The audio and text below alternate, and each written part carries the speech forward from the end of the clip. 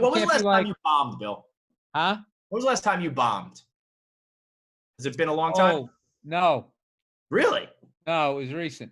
Get out of here. Yeah. Oh, yeah. I bet it's a different kind of bombing. It's because I know how to do it. I can handle it. Yeah. You know, it's like getting down by 20 and you don't panic. Like, Right. all right, you know, halftime. We're fine. Game of runs. Yeah. I can get them back.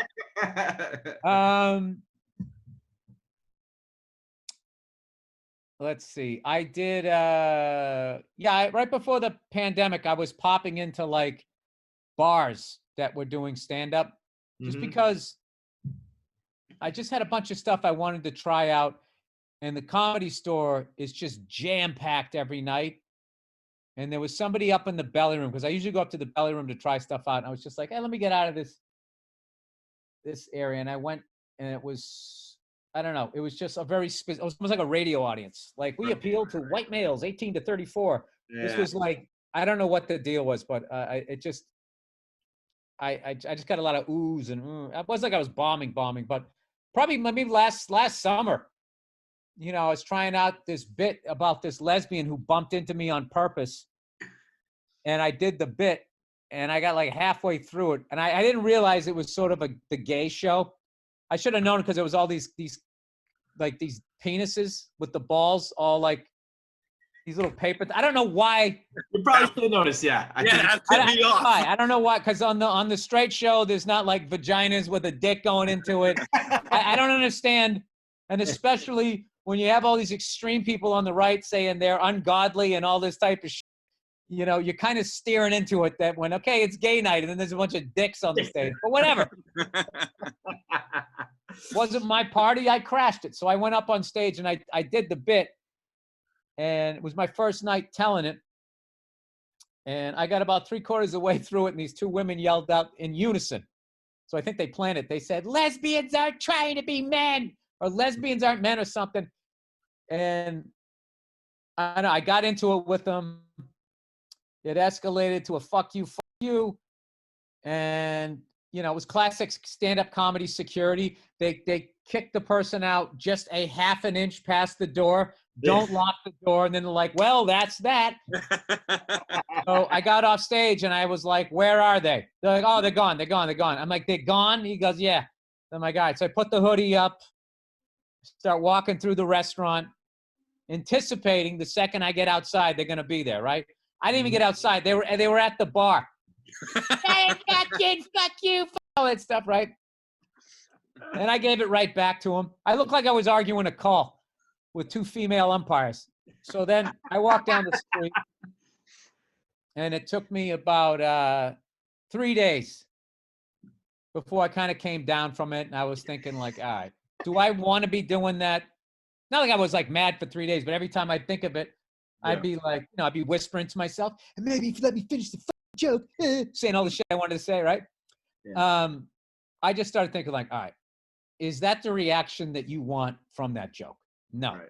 Not worth it, right? Do you still want to tell a story? Yes. Then you need to tell a story that this story, the way a lesbian's going to hear it and not think that is going to hear it the way that I'm saying it and don't think that I'm like some Trump supporter, blah, blah, blah, blah. And it ended up being a great bomb because like within 6 weeks of that, I remember being in LA and I did the same joke. And this lesbian came up to me afterwards and she goes, I felt like you were talking about my life. And I was just like, cause that's what I was going for. What it ended up becoming, it's a long story. I ended up meeting somebody on the film who was gay, and I was bitching about my wife one day and she started bitching about her girlfriend, and it was the exact same conversation. I was like, holy shit. And then that became the in. Right. That became the in on the joke. Right. And then it became, rather than, you know, this straight guy saying this shit about this lesbian, we all became people dating women. Right. And the whole thing came together. So, yeah. So that's the thing, too, why, you know, during this whole time when, you know, people will film like a little clip and then be like, oh, you know, he said that and that means this and blah, blah, blah, blah. And it's just like, you know, like jokes are just constantly like a work in progress, or even like, I'm reading this book right now called The Code. Did you guys ever read that? It's a hockey book. No, I don't think This so. guy, I think it's Ross Bernstein, Joe Bartnick. I don't know if you guys had him on yet. Joe Bartnick from the Puck Off podcast. He gave it to me, and I finally got around to reading it. And they were talking about that Todd Bertuzzi hit, and I remember when they showed it, and I was like, oh man, oh god, that's terrible and everything. And this book gets into all the soap opera that leads up to the moment, and talks about how ESPN, all these people don't watch hockey, just watch the moment and go, it's a barbaric sport, blah, blah, blah, blah. So it's really fascinating. It's a really fascinating book because I love the fights in hockey, but the more I read the book, I still find it fascinating that they haven't figured out a way to police the game without having the players police it. And I think that's part of not being a professional hockey player, because I'm just like, well, why don't you just punish people that do shit like that to a fucking level that they won't do it? But it's like, this is the best book I've ever read. It's called The Code, Ross Bernstein, as far as breaking down. I mean, I've watched hockey for 40 years. I didn't know a lot of this shit. Yeah. As far as how that whole thing works, all the fights from like switch the momentum to the 6 games ago soap opera stuff. It's really, really fascinating. How you holding up? I got a book recommendation for you, Bill. It's Ice Time. It's a true story of the I think it's 99 2000 Methuen High School hockey team. It's awesome. Nice. It's like the writer gets embedded with the team and follows them through the Massachusetts high school state playoff games.